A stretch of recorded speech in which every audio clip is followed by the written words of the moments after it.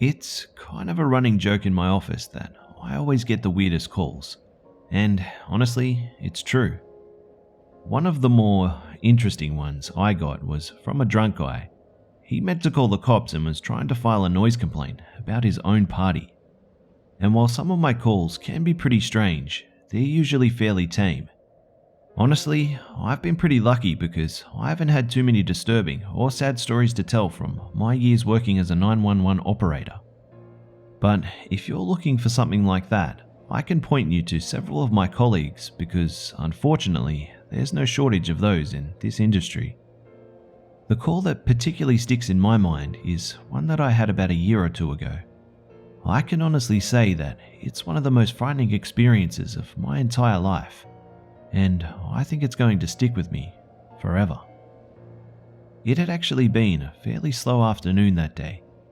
I know it sounds kind of insensitive, but if you're not taking a call at this job, it can get pretty boring.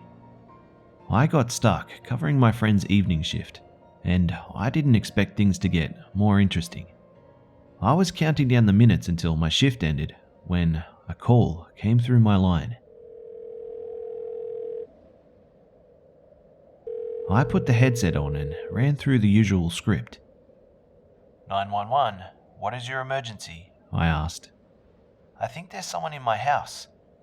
The voice sounded like it belonged to a young child. My heart sank. Calls from children were always the worst. We're trained to get as much information from each caller as possible. This makes it easier to more fully understand the situation as well as figure out which emergency services we need to dispatch. What's your name, sweetie? I kept my voice calm and upbeat. There was no need in scaring them any further than they undoubtedly already were. Elizabeth? She said softly. I think she may have been crying. That's a beautiful name. Mine's Amelia. Even though I didn't show it, I was beginning to get nervous. This is very important.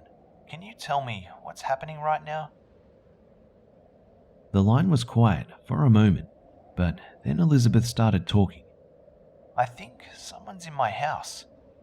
Where are your parents? I asked. They're not home. I'm not sure where they are. I was pretty angry when I heard this. What kind of parents leave a little girl home alone this late at night? Is there anyone else there with you? Yeah, I think they're looking for me. Elizabeth began, but her voice abruptly stopped at the very end of her sentence. Had it not been for her quiet, frightened breaths, I would have thought she or whoever else was there hung up. They said my name. She was definitely crying now. Where are you right now? I heard a door close. In my parents' closet. She spoke a little louder now, probably thinking that the intruder wouldn't be able to hear her from in there. I hoped she was right. I was glad that she knew to hide. A lot of kids freeze up in dangerous situations like this, especially if their parents or older siblings aren't there. I asked her for her address, which she gave to me, but for the sake of privacy, I will only say that Elizabeth's house was in a fairly nice neighborhood in my area, and it wasn't far from the police station, which was very helpful. Elizabeth, just focus on my voice. I need you to try and relax. I'm sending the police to your house right now, and they should be there in about 5 minutes. Can you hold until then? Even though I would usually try to get a little more information about the intruder, I always tend to err on the side of caution when children call 911. I'd much rather send someone and have it be a false alarm than risk their safety. Elizabeth did not answer my question, and it took her longer than I was comfortable with to respond.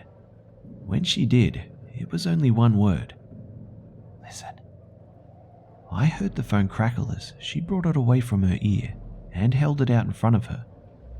At first, I didn't hear anything, but as I focused on the background noise, I noticed a lot of whispering.